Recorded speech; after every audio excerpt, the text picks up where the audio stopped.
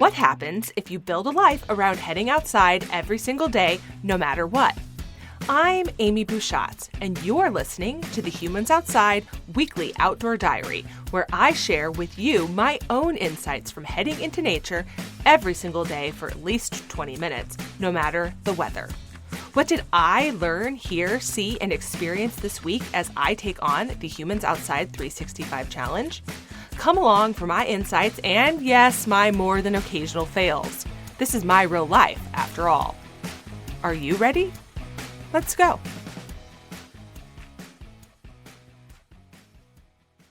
If you've been a Humans Outside podcast listener for a while, you might have heard me talk about all the times I've had to eat my words. We'll put this in the outdoor fail category. It goes like this. I said very loudly, including once on national TV as part of that Living Alaska episode we did, that I would never, ever go skiing. Ever. I have a really good reason for not wanting to ski, by the way, or I think it's good. Back in 2007, I had what can generously be called a bad experience skiing for the first time. Wearing rented ski boots and skis in Idaho, I put on my jeans and went with my dad, some of my brothers and sisters, and my now husband Luke to ski at Bogus Basin, not terribly far from Boise, Idaho. I had categorically no idea what I was doing. Luke promised to teach me to stop on the way down the hill. Luke did not teach me how to get on and off the lift before we got on one. So, it won't come as any surprise that I fell and hurt myself coming off the lift, and that I spent most of the ski down wiped out and planted in a snowbank. Yes, in my jeans. And yes, I'm blaming all of this on Luke. I'm comfortable with that. So, when we got to the bottom, I basically said, I don't want to see you again today, took myself into the lodge to warm up, and spent the rest of the day riding the tiny little conveyor belt, also known as a magic carpet, up the tiny little hill and coming back down again. It was not impressive, and I did not have a good time. I also decided that I'd never ski again, thanks. And that was a pretty safe ultimatum when we lived in Washington State, Georgia, and Tennessee, and I pretty much stuck to it when we moved to Alaska. That is, until it became absolutely necessary to my sanity to take it all back. During our first winter here, before I started my outdoor challenge, I didn't really make an effort. I thought getting through the darkness would come easy. I thought wanting to get outside would be enough. I didn't realize that wanting and action are two incredibly different things. We bought some used Nordic skis, but I didn't really get on them. The next year, in 2017, after I started my outdoor challenge, I was both interested in getting outside and making a concerted effort to do so. So, I signed up for a cross-country ski lesson where my primary takeaways were skiing can be very cold, I should learn how to get dressed ASAP, and I was going to need more than one lesson, something I didn't end up doing. Now, fast forward to last year, 2021. I hadn't really made much of an effort to get out on the skis, instead taking them up into the pass a few times a year or into the woods behind our house when the snow was deep. But I was a little bit stuck in my old way of thinking, that skiing was something I could do if I really wanted to, but not actually worth trying and not something I really enjoyed. And then, in 2021, I actually tried.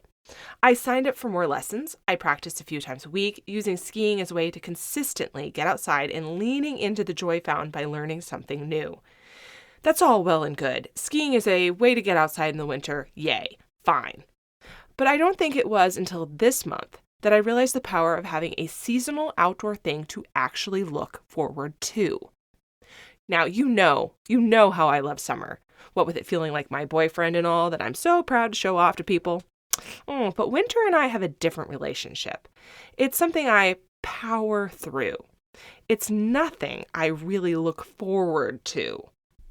But skiing might be changing that a little. That's what I realized this week when I found myself eagerly watching the grooming report, waiting for there to be enough snow up in the pass for the groomed cross-country trail to be created, waxing my skis just in case things were ready, and rushing the 30 minutes up the road as soon as the sun rose on the groomed trails. It was a perfect day, too. The sun was out and warm on my face. There was the slightest breeze, and with a big old smile painted on my face, I hit the trail. Now, I'm not a great skier. Last year, I spent time on my skis several times a week just practicing enough so that I could go down any hill on Nordic skis and not immediately wipe out. And I'm proud to say that seems to be paying off.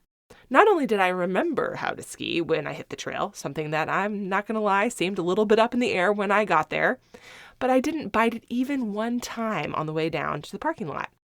I'm not sure that's ever happened.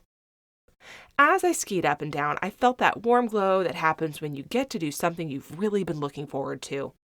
It's that feeling of answered anticipation. And I realized that if I'm eagerly waiting for skiing because it's something I enjoy, that means I'm looking forward to winter too, in a way.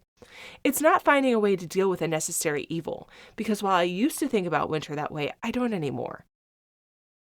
Finding things to do outside that I enjoy, skiing, stargazing, winter visits to the lake or mountains to cabin camp, has changed winter from something I shut my eyes, grit my teeth, and power through to something that's a beautiful, natural part of life. Yeah, it's still hard. And it's a season of challenge. And it's a season of joy found in learning and overcoming. I hope, as the season changes, you find a way to fill yourself with anticipation for something you enjoy. You can see photos from the things I'm tackling outside on Humans Outside on Facebook and Instagram, and post your own photos with hashtag HumansOutside365. Until next time, we'll see you out there.